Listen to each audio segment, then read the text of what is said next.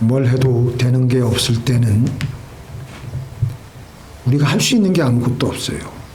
가만히 하나님만을 바라보고 하나님께 감사하며 찬송하는 겁니다. 그게 우리의 가장 해야 될 중요한 일입니다.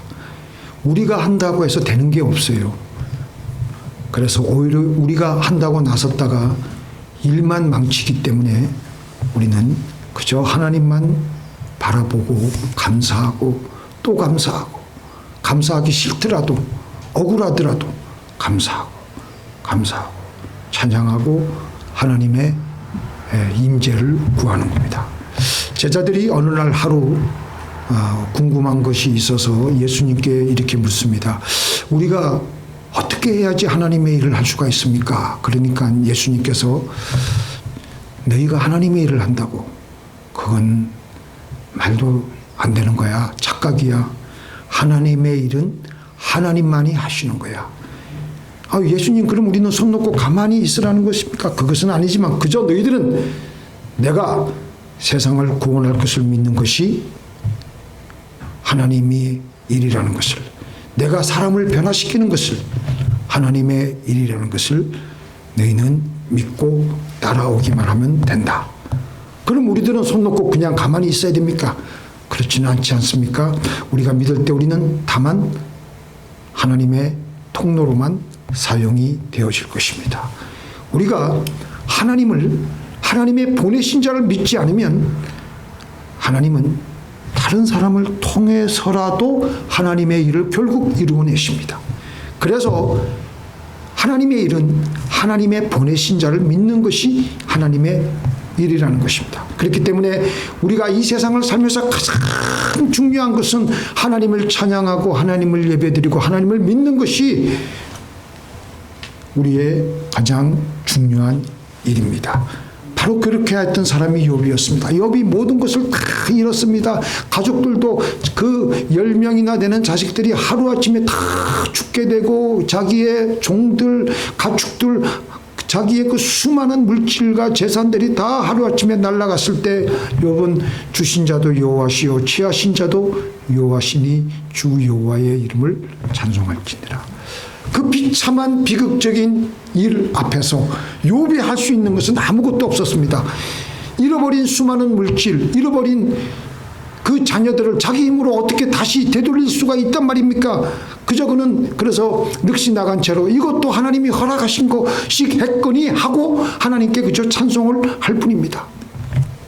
그렇게 해서 그는 나중에 이전보다 더 큰 축복을 하나님으로부터 받게 되는데 더 많은 가축들, 그리고 다시 아들 7과 딸 3을 낳고 140년을 더 살다가 손자 4대를 보았고, 손자 4대를 보았다면 증손, 고손, 현손까지 보고 갔다는 건데요. 그렇게 200세 이상을 살다가 천국에 올라갔습니다. 여호사밧 왕 때 유다 나라의 모압과 암몬 자손, 그리고 마온 자손이라 그러는데 마온은 쉐일 족속이고 에돔 족속입니다. 그들이 연합군을 이루어서 유다 나라에 급박하게 갑자기 모의를 해가지고 예루살렘에 쳐들어왔는데 불과 엔게디까지 쳐들어왔기 때문에 20분이면 예루살렘은 불과 몇 시간 아니면은 그냥 그 예루살렘은 함락하기에 이르게 되었습니다. 그래서 여호사밧 왕이 너무나도 두려워 떨리는데 그때 이 왕이 힘을 내어서 이러지 말고 우리가 하나님께 기도해보자. 온 백성들에게 금식 기도를 하도록 선포하고 본인도 금식하면서 얼굴을 벽으로 향하면서 금식 기도를 합니다. 우리 열조의 하나님이시여, 주는 하늘에서 하나님이 아니시니까, 주는 이방 나라의 모든 나라를 다스리지 아니하시나이까, 주의 손에 권세와 능력이 있사오니 능히 막을 사람이 누가 있겠습니까? 이렇게 하나님께 기도를 하며 찬양을 하며 막 그냥 그 떨리는 마음을 억제하느라고 지금 애를 쓰고 있는데, 그런데 여전히 현실은 일어나 보면은 새 연합군이 지금 급박하게 몰려 들어오는데 어떻게 손쓸 틈이 없고 자기가 인간적으로 할 일이 없는 거예요. 그래도 그는 하나님께 얼굴을 구하고 감사, 찬양, 기도하기 시작하는데 갑자기 하나님께서 한 선지자를 통해서 말씀을 주시는데 이 큰 무리로 인하여 너희가 두려워하거나 놀라지 말라. 이 싸움은 너희에게 속한 것이 아니고 하나님께 속한 것이니 너희는 다만 이 전쟁에서 싸울 것이 없나니 줄을 잘 서서 하나님이 어떻게 너희를 구원하시는가를 잘 보기만 해라. 이런 기도 응답을 받고 여호사밧은 그래도 군대를 내보내야 되는데 군대 앞에 맨 앞에 성가대 레위 성가대를 먼저 줄을 서서 찬양을 하면서 나가게 했습니다. 너무나도 기가 막힌 방법이죠. 우리들은 우리 하나님을 잘 믿기만 하면 된다. 그러면 그 다음에는 하나님이 알아서 하실 것이다. 그 다음에 우리는 뭐 어떻게 인간적으로 보면 미친 짓 아닙니까? 지금 군대를 이끌고 나가서 그들을 잘 어떻게 총과 칼과 이 방패를 더 어떻게 잘 정비해 가지고 나가서 여러 가지 전략을 세우는 게 더 중요한 것인데 아무것도 안 했어요. 그냥 성가대를 조직해서 맨 군대 앞에서 조직해서 하나님을 찬양하면서 나가기 시작하는 거예요. 이리 망해도 저리 망해도 죽는 것은 마찬가지 아니겠느냐. 하나님의 이름만 찬송을 하다가 죽겠다는 겁니다. 어차피 죽는 건 매일 반이니까 찬송하다가 죽겠다라는 겁니다. 그렇게 해서 맨 앞에 군대 맨 앞에 성가대가 레위 성가대가 찬양을 하면서 있는 힘을 그 상황 속에서 찬양이 나오겠어요. 그런데도 레위 성가대는 있는 힘을 다해서 왕의 명령이고 그거밖에 길이 없으니까 하나님께 찬송하면서 나가는데 그 찬양대가 하나님을 찬양하니까 하나님이 미리 준비하신 복병들이 먼저 모압과 암몬 연합군을 공격하는 겁니다. 여기서 하나님의 막측한 전략이 있는 거예요. 하나님은요 어떤 그 전략을 세울 때 여호수아서에서 보더라도 그 전체를 공격하지 않아요. 그 중간을 깨뚫어 가지고 이쪽만 이렇게 공격하는 거예요. 그 모압과 암몬 연합군만 쳐들어가니까 모압과 암몬과 이 연합군이 이 다른 세일 족속, 이 에돔 족속, 마온 족속 이놈들이 우리를 배신해가지고 우리를 갑자기 쳐들어오는 것이 아니냐 착각을 해가지고 이 두 연합군이 그냥 합력을 해가지고 그냥 자기네 연합군인 이 마온 족속, 세일 족속, 에돔 족속을 그냥 진멸하는 거예요. 그러니까 이제 그렇게 해가지고 세일 모압과 암몬 연합군이 만 남았는데 모압과 암몬 연합군이 또 자기네끼리 의심하는 거예요. 야, 그러니까 또 자기네끼리 또 싸움이 붙어가지고 완전히 자멸하게 된 것입니다. 그때 유다 백성들이 들에 있는 망대에 이르러서 보니까 모두 그냥 들판에 지금 그 어디죠 리비아의 시체들이 쫙 깔린 것처럼 들판에 죽은 시체들로 쫙 깔렸던 거예요. 그 유다 백성들이 그들의 재물과 그들의 의복과 보물을 가지고 오는데 한 3일이나 걸렸어. 3일이나. 하나님께서 대승을 거두게 해 두었던 것입니다. 유다 백성들이 뭐 한 게 없어요. 아무것도 없어요. 바로 그게 불화가 골짜기의 승리였던 것입니다. 그리고 불화가 골짜기에 다시 모여서 하나님을 찬송하고 그들은 예루살렘으로 돌아왔던 것입니다. 호흡이 있는 자마다 여호와를 찬송할지니라. 우리의 호흡에 숨이 붙어있는 동안에 우리에게 가장 중요한 것은 하나님을 찬송하는 것입니다. 지금 우리에게 남아있는 힘이 있을 때 우리는 세상에 다른 일을 하려고 하지 마시고 하나님만 높이려고 하십시다. 하나님만 경외하십시다. 나는 지금 죽어가고 있어도 나는 지금 망해가고 있어도 하나님만 높이십시다. 그 다음 결과는 하나님이 알아서 하십니다.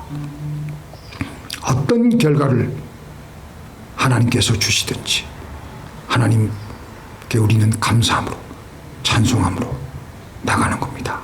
이게 우리가 할 일입니다. 하나님 이래도 감사 저래도 감사. 오 하나님 나의 하나님 감사하고 찬송을 드립니다. 아멘. 할렐루야. 아멘. 한국의 고은 목사님 교회 이름을 제가 잘 모르겠는데요. 그 교회 교인 중에 한 집사님이 겪은 일인데 한 초등학생 1학년 자기 큰아들이 있었는데 학교에서 돌아오다가 교통사고를 당해가지고 한쪽 다리를 절단하게 되었습니다. 잃게 되었습니다. 그런데 어떻게 보험 처리가 되어서 나중에 피해 보상금으로 200만 원을 보상금으로 받게 되었습니다. 그 당시 200만 원이면 오늘날에 2천만 원 정도 되는 금액이었는데요. 그 가난한 그 가정에 피해 보상금으로 받은 200만 원은 그 아들의 치료비도 될 수가 있고 자기네들이 가난하기 때문에 지하 전세방에 사는데 1층 전세방으로 옮기는데 보탤 수도 있는 그런 금액이었습니다. 그런데 이 집사님은 하나님을 이래 가난하나 저래 가난하나 마찬가지니까 이 전액을 하나님께 바치며 눈물을 흘리며 이렇게 말합니다. 장애인이 된 아들을 돈 200만 원에 맡길 수 없습니다. 우리 아들이 의지할 분은 오직 하나님밖에 없으니 예배당 건축 헌금으로 이 보상금 전액을 바치며 하나님께 이 아들의 인생을 맡깁니다. 자기는 못 먹더라도 자기네들은 더 힘이 들더라도 하나님만 높이자. 그때부터 수많은 성도들이 그 가정을 물심양문으로 음으로 양으로 도왔고 교회에서는 또 의족을 해줬고 또 얼마 후에 그 아들이 또 대학에 갔을 때는 그 아들이 전액 장학금을 받고 그러면서 이 집사님은 생각하기를 그저 자기가 할 게 자기 아들을 어떻게 도와줄 게 아무것도 없다라는 거예요. 그래서 하나님만 잘 믿기로 하나님만 더 높이기로 결심을 했다는 겁니다. 그러자 하나님께서는 그 아이를 책임져 주시고 그 아이의 인생과 함께 하셨던 것입니다. 우리가 사실 그렇지 않아요? 사람 의지하면요 다 우리가 실망하고 다 우리가 낙심합니다. 사람은요 높이면 높일수록 서로 기분이 불편하고 안 좋지만 하나님은 극도로 높이면 높일수록 더 기분이 좋아져요. 그리고 아주 높아지는 이는 가까이 갈 수가 없습니다. 근데 하나님은 높아질수록 우리에게 더 좋아진다니까요. 사람은 적당히 칭찬하는 게 서로 좋은데 하나님은 온 마음을 다해서 있는 힘을 다해서 찬송하면 할수록 더 좋은 겁니다. 하나님은 높임을 받을 자격이 있으신 분이십니다. 왕이신 하나님은 전능한 존재이시며 실력자이십니다.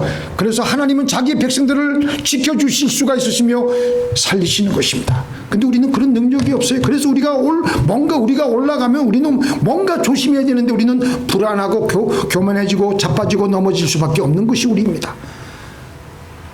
그래서 우리는 하나님을 높이며 또 높이며 하나님을 송축하다가 천국에 올라가야 하는 것입니다.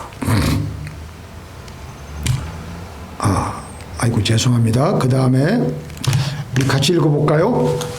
시작.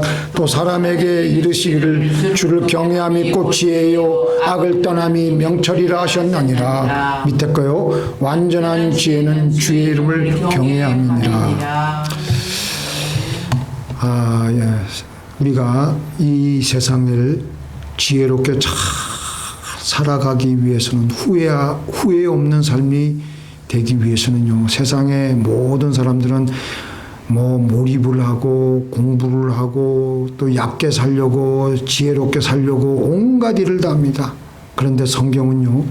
하나님을 경외하고 하나님을 높이는 것이 지혜라고 합니다. 우리가 이 험난한 세상을 살아갈 때 가장 지혜롭고 영리하게 살아가는 길은 바로 그 하나님을 높여드리는 것이고 그분에게 우리가 잘 보이는 것이 가장 지혜로운 길입니다. 누가 우리를 도와줄 수 있습니까? 아무도. 우리가 공경에 처했을 때 우리가 구렁텅이에 빠졌을 때 아무도 우리를 도와줄 수가 없습니다. 도와주고 싶은 마음이 있어도 능력이 안 됩니다. 뭔가는 알 수가 없지만 하나님이 나의 삶 가운데 높아지면 그분은 능력이 있으심으로 충분히 우리를 건져내시고 우리의 살 길을 열어주십니다. 그래서 우리는 우리를 가장 좋은 길로 인도하시는 하나님을 믿고 나아가는 것이 우리의 할 일입니다.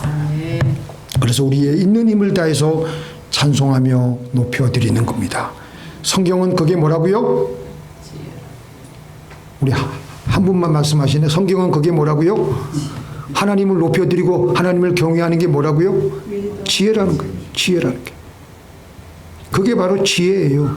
내가 망해도 우리가 위기가 닥쳤을 때 우리가 왜 거기서 살아나올 그 방책을 못 마련하냐면요. 우선 내가 살려고, 내가 안 망하려고, 내 욕심이 내 앞을 가로막고 있기 때문에 내가 그 묘책을 내가 그 위기에서 빠져나올 수가 없는 게. 그런데 마음을 탁 비우고 나는 망해도 좋습니다.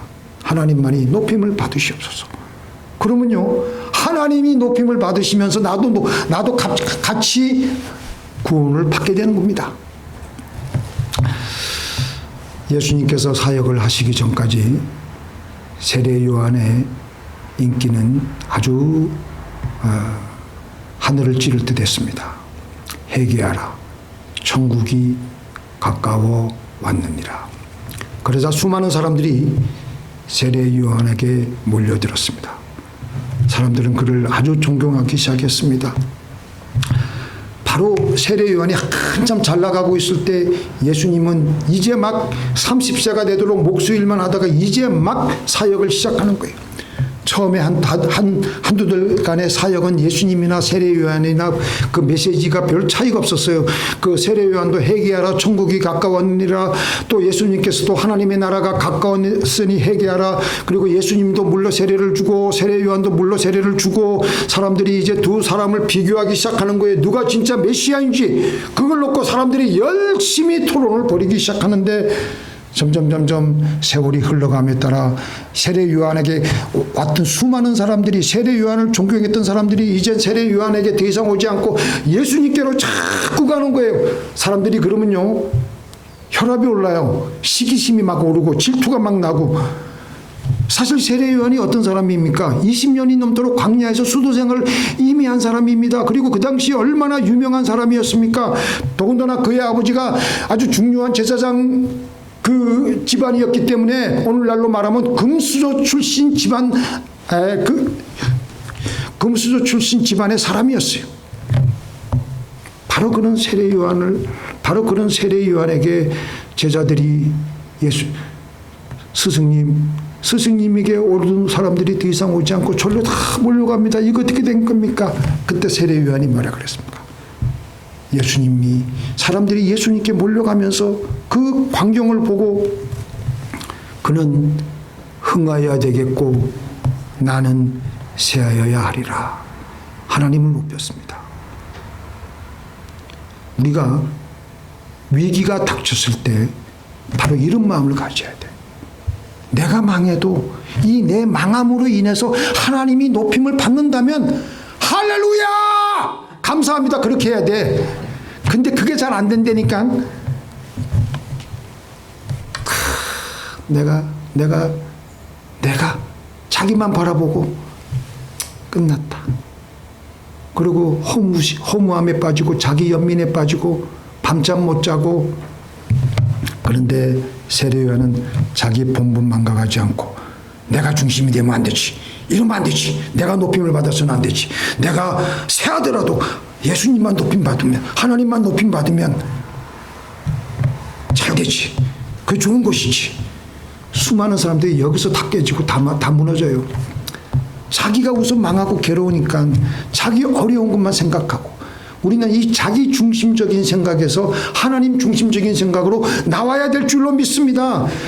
우리 다 함께 따라해 보시기 바랍니다. 그는 흥하여야 하겠고 나는 쇠하여야 하리라. 사도 바울도 그랬어요. 사도 바울이 감옥에 갇히니까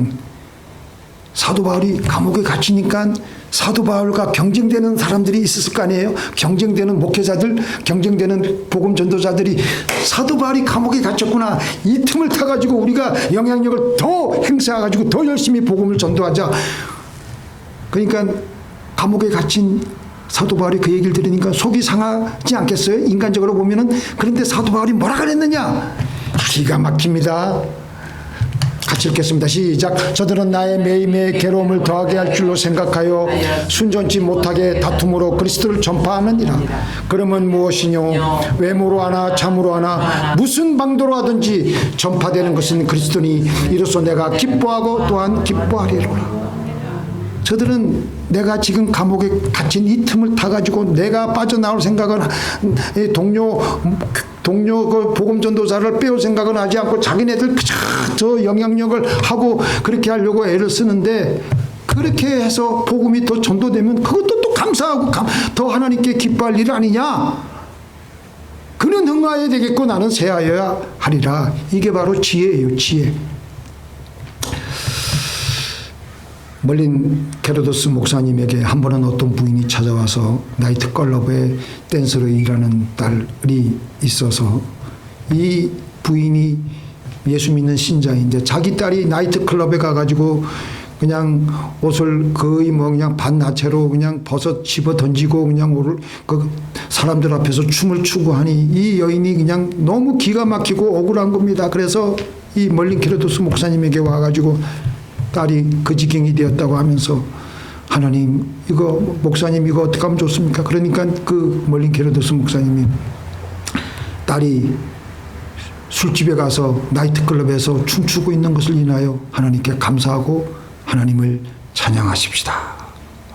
그리고 한참 감사 찬양을 하니까 부인이 깜짝 놀라면서, 아니 목사님 그게 뭐가 감사한 일입니까? 내 딸이 지금 귀신이 들려가지고 저렇게 하나님을 무시하고 지 멋대로 저렇게 살고 저렇게 술집에 가서 춤을 추고 있는데 그게 찬양할 일입니까? 무슨 기도를 그렇게 하십니까? 그러자 멀린 게르도 목사님은, 하나님을 믿는 자에게는 모든 것이 합력하여 선을 이루게 해주실 것입니다. 어떤 상황에서도 하나님께 감사하면, 하나님을 높이면 하나님이 역사하실 것을 믿으시기 바랍니다. 그러니까 부인이 한참 그 멀린 게르도스 목사님의 설명을 듣고, 예 알겠습니다, 그렇게 하겠습니다. 그날 저녁에 그 부인이 집에 와가지고 집에 남아있는 식구들을 다 가지고 자기 딸을 위해서 같이 기도하는 거예요. 우리 딸이 저렇게 나이트클럽에 술집에 가서 수영복 차림으로 저렇게 춤을 추는 것도 하나님 감사합니다. 말이 안 되는 얘기지만 하나님께 감사합니다. 하나님의 뜻이 있는 줄로 믿습니다. 그렇게 해가지고 참 감사와 찬양을 드리는데, 바로 그 시간에 어떤 청년이 딸이 일하고 있는 나이트클럽에 들어오더니 한참 춤을 추고 있는 딸이 잠시 이제 휴식 시간에 그 딸에게 이런 말을 하는 겁니다. 예수님이 진실로 당신을 사랑하십니다. 전혀 그 나이트클럽에 있어서 그 얘기가 어울리지 않는 말인데, 딸이 그 얘기를 듣는데 갑자기 그냥 큰 마음의 충격을, 그냥 영혼의 충격을 강력하게 받는 거예요. 당신은 누구시길래 내게 이런 말씀을 합니까? 아, 예, 제가 지금 이 길을 지나고 있었는데 하나님께서 갑자기 나이트클럽에 들어가 춤추고 있는 댄서에게 예수님께서 당신을 사랑하고 당신을 구원하기를 원하신다는 그 메시지를 반드시 전달하는 강한 감동을 받아가지고 내가 이렇게 왔습니다. 그 딸이 바로 그 자리에서 무릎을 꿇고 하나님이 주시려고 하는 구원을 지금 받아들이겠습니다. 전에는 이 부인이 자기 딸을 돌아오게 하려고 온갖 짓을 다해도 하나도 소용이 없었지만, 이제는 이 부인이 하나님이 하실 것을 믿고 찬양하며 감사하며 이해가 가지 않고 눈에서는 눈물이 나더라도 하나님을 높여드리니까 하나님께서는 그 믿음 가운데서 역사하셨던 것입니다. 아무것도 할 수가 없을 고난의 시기에 우리가 이 땅에서 해야 될 가장 중요한 일은 눈 질끈 감고 하나님께 감사 찬송을 드리며 하나님을 높여드리는 것입니다. 그게 가장 놀라운 지혜입니다. 시편 77편에서 아삽은 하나님께 밤에 이렇게 노래했습니다. 같이 읽겠습니다. 밤에 부른 노래를 내가 기억하여 내 심령으로 내가 내 마음으로 간구하기를 영원히 버리실까? 다시는 은혜를 버리지 아니하실까? 우리 여기 나이가 저보다 대부분 많으신데 인생의 이 일이 제가 계획한 대로 전혀 풀려지지 않을 때가 있습니다. 삶은 우리의 의지대로만 전개되거나 실현될 수 없다는 것을 깨닫습니다.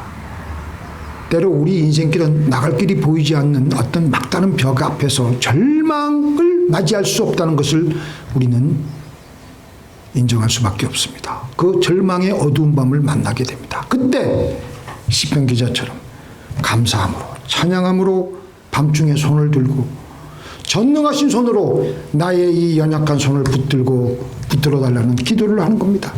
그 손은 바다에 길을 내신 손입니다. 그 손은 잠시 해를 붙들어 두신 손입니다. 그 손은 잠시 여리고 성벽을 무너뜨리고 바다를 갈라지게 한 손이십니다. 결론을 맺겠습니다. 하나님께서는 우리를 하나님의 형상대로 지으셨을 때 우리를 통해서 하나님이 드러나게 하라고 우리를 지으셨습니다. 우리를 통해서 하나님을 높이라고 우리를 지으셨습니다. 그래서 우리의 삶 가운데서 우리가 하나님을 드러내고 하나님을 높이면은 우리의 삶은 질서가 잡히게 될 것이며 우리의 문제는 신기하게 술술 풀려 나가게 될 것입니다.